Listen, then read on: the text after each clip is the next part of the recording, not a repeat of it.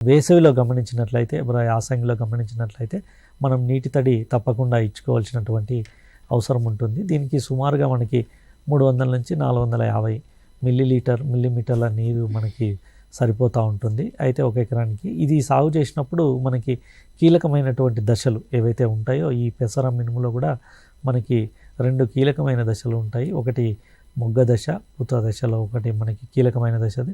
అదేవిధంగా కాయలో గింజ కట్టేటటువంటి దశ. ఈ 2 మనకి సున్నితమైన దశలు అని చెప్పవచ్చు. సున్నితమైన దశలు అంటే ఇటువంటి సమయంలో మనము పంట బెట్టకు గురైనప్పుడు మనకి గణనీయంగా దిగుబడులు తగ్గిపోవడానికి అవకాశం ఉంటుంది. కాబట్టి మనకి పూత దశలో బెట్టకు గురి కాకుండా మనం మొగ్గ దశలోనే మనము నీరు ఇచ్చుకోవాల్సినటువంటి అవసరం ఉంటుంది.